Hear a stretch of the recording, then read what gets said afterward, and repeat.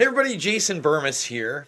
And as I discussed earlier, I was going to check out this 2020 ABC piece, largely in part because Maria Farmer, the original whistleblower, as far as we know, the first person to not only go to the NYPD but the FBI on Jeffrey Epstein, after going public in, I believe, April earlier this year, was commenting on one of my Ghislaine Maxwell videos, and she had some pretty astonishing things to say. Now, one of those things was check out this 2020 documentary, so it piqued my interest.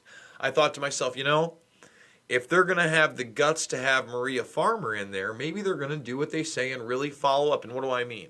Obviously, the Project Veritas scandal, where ABC was caught having this story in 2016, well, it wasn't a good look, but I got news for you. The rest of the mainstream media had the same exact story. So although they led with Maria Farmer in vast large part, this was nothing more than a retelling and a whitewash. Now, the one thing I want to do here is say I am not trying to trivialize the victims of this whatsoever. That's not what I'm trying to do. This was 2 hours with commercials. I would imagine the run time was probably somewhere along the lines of just under or over 90 minutes. And in large part, they focused on a handful of his underage victims. And I understand that. However, what they didn't focus on was very telling. And what they didn't even mention or gloss over was even more telling. So let's kind of break right into it. Okay, first of all, this was a 2-hour documentary. Now, it's part of an 8-part podcast series. Full disclosure, obviously I've not listened to the 8-part podcast series. In fact, only 2 of those parts are actually out, and every Thursday they're releasing another one. Now, I believe the second one is about Maria Farmer. I tried to warn you. No, you did warn everybody, but they were already too busy whitewashing this guy because of his actual ties, which are never talked about in this documentary. That was very bothersome of me. Now, in large part, I would say this focused on the girl you're seeing here, Courtney Wild. Although, Shantae Davies is in there, like I said, Maria Farmer, and several of his other victims. And again, their story is told, it's emotional. It would be a lot like an impact statement, okay? A victim statement at a trial. That's almost what we watched here. However, there was so much purpose-filled distortion, in my opinion, that it was hard for me to watch. Now, let's just go into a few of these things. Maria Farmer, and why she's so important, and we're going to get into it, is that first 1996 whistleblower. And they also have her younger sister who was abused by Epstein when she was underage, Annie Farmer, in this documentary. They don't really focus on the fact that she's underage or how she was victimized by Epstein, just how she was met and a massage taking place. They didn't even go really into some of the more horrific details. And although they talked about the pens and pads and the black book, they didn't mention any of the names. In fact, Prince Andrew is the only famous name that's really brought up throughout this, other than who we're about to get to. And in large part, that's whitewashed. What do I mean, only famous name?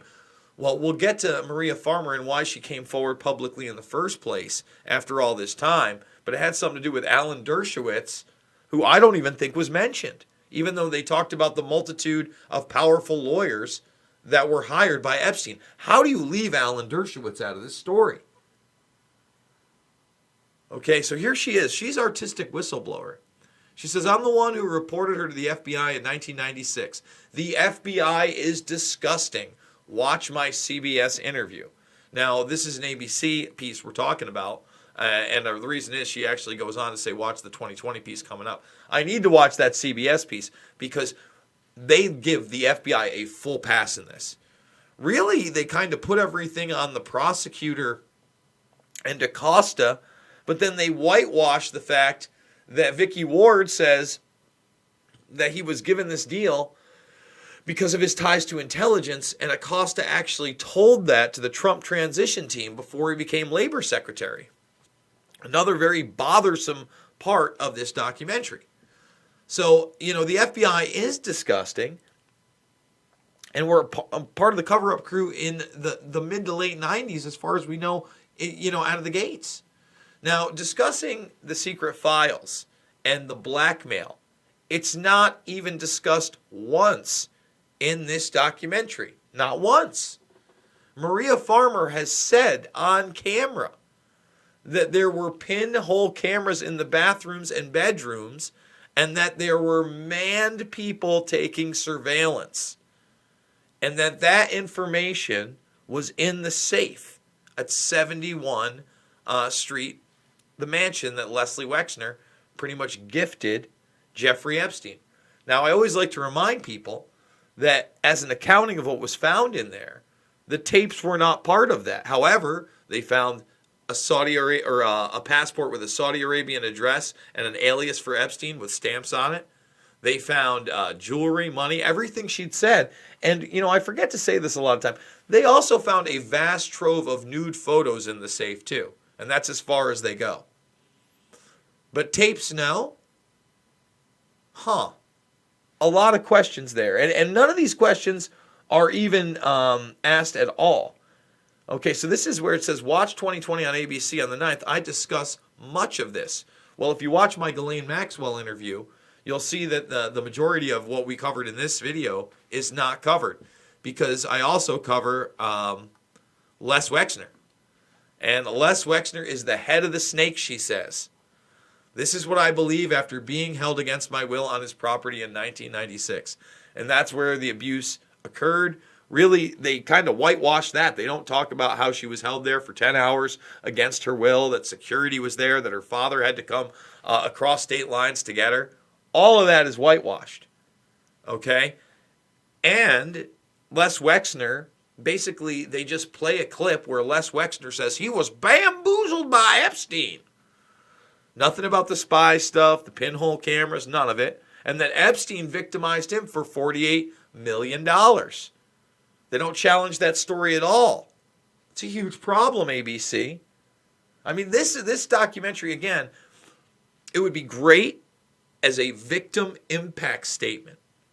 Okay, it is terrible as a documentary exposing the Epstein network. No talks of intelligence ties, no talks of anybody outside of Prince Andrew. Yes, that means they didn't mention Trump, they didn't mention Clinton, nobody. Certainly not Bill Richardson. Certainly not Jean-Luc Brunel. Okay, so many names omitted. In fact, Sarah Palin is the only real assistant that they talk about other than Ghislaine Maxwell, and they show footage of, which is also troubling to me. Okay, not that Sarah Palin should get a pass. She should not. It kind of showed how bad the process was, but this guy was amongst a network.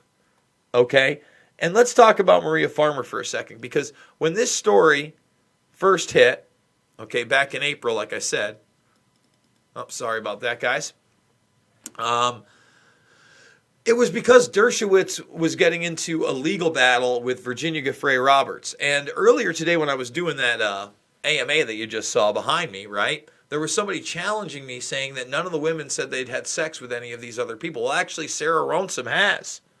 She said when she was of age, another woman, Sarah Ronsum, submitted an affidavit with the lawsuit, details about sex she claims she had with Dershowitz. All right? So, she says, I recall specific key details of his person and the sex acts and can describe them in the event it becomes necessary to do so. All right? See, a three-way sexual encounter with Dershowitz and who? Nadia Marcinkova. In more documentation, it says that he bought Nadia Marcinkova from her family in, I believe, Yugoslavia. I mean, these are all details. In fact, Nadia Marcinkova isn't even mentioned in this documentary. So maybe the podcast series is going to be better than this, but in a way it's almost unforgivable because they could have easily made this an 8-part documentary series. If this was introduced as the first part of an 8-part documentary series, and this was like Epstein meet the victims, okay, or meet some victims, okay. But they didn't even really explain well the suit with Bradley Edwards, who was featured in this documentary. A lot of great people to interview, but a lot of information purposely omitted, in my opinion, and another reason why you cannot trust the narratives that are constructed by the mainstream media.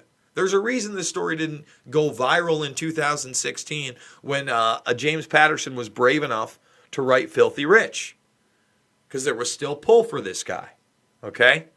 So if you want to go check it out, check it out. Thumbs this video up, subscribe and share if you're new to the Burmist Brigade. Ultimately, very, very disappointed.